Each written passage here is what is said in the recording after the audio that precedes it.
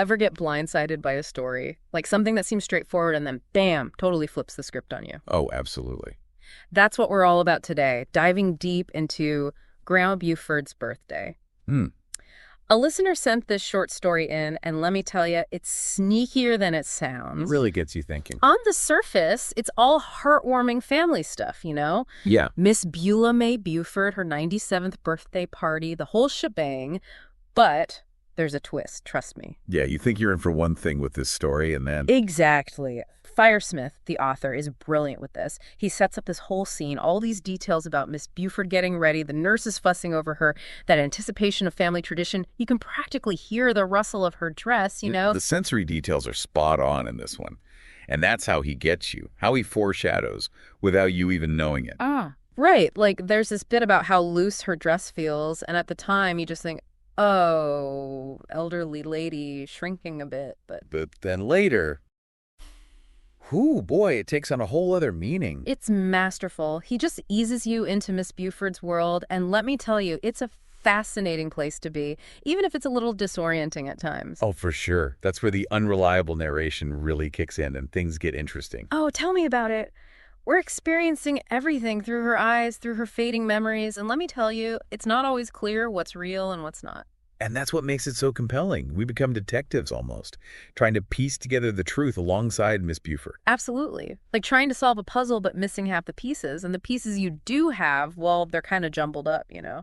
And that, my friend, is where the real deep dive begins. Buckle up. We're getting these glimpses of the party, right? The guests, the presents, Yeah. that big old birthday cake. But it's all through Miss Buford's eyes, and, well, sometimes things get a little fuzzy around the edges. And that's what makes it so masterful.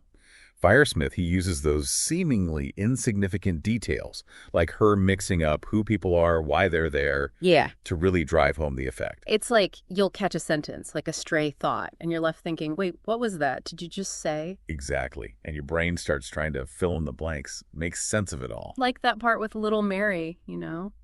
She shrinks away from Miss Buford, and at first you just think, oh, kid's right, but looking back, It's heartbreaking. You realize that Mary's probably being protected, shielded from the reality of Miss Buford's condition. and that's when it hits you. It's like a punch to the gut. When Ida, Mary's mother, tells her, Grandma Buford's in a better place now, you know? She's with the Lord. And the way Firesmith uses those euphemisms, so delicate, so deliberate.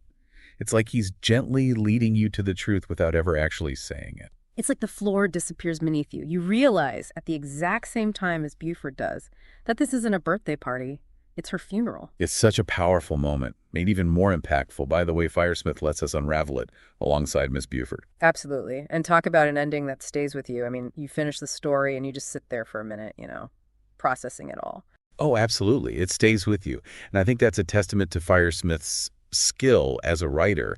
He could have easily just hit us over the head with the reveal, but by letting us uncover it piece by piece alongside Miss Buford, it creates this incredible emotional impact. Right. You're right there with her, experiencing that realization, that confusion, that acceptance, I guess. Exactly. It becomes less about the plot itself and more about the experience. It's about empathy, about stepping into someone else's shoes and seeing the world through their eyes. And in this case, those shoes belong to someone navigating the world with a mind that's, well, it's not what it used to be. It makes you think about how we treat people experiencing cognitive decline, you know? It's easy to get frustrated by the forgetfulness, the confusion. But this story, it forces you to pause and consider their reality. It does. It reminds you that there's still a person in there with feelings, with memories, even if they're fragmented. And it reminds us that there's still beauty to be found in those later stages of life, even amidst the challenges. Yeah. Remember that image at the end? Miss Buford drifting away? Oh, man. Yeah. It's heartbreaking, but there's this sense of peace about it, too. Like she's finally found some kind of calm, some kind of a release. Precisely. And that, I think, is a powerful takeaway from Grandma Buford's birthday. Mm-hmm. It's a story about looking beyond the surface, about embracing empathy and finding meaning in unexpected places. And maybe, just maybe, it even encourages us to have those tough conversations with our loved ones about aging, about end-of-life care, about what it means to truly care for someone as they navigate those later chapters. Absolutely. It's a conversation worth having, even if it's difficult. Couldn't agree more. Such a powerful message packed into such a short story. Sometimes it's those quieter stories that really stick with you, you know? They really do. Well, folks, There you have it.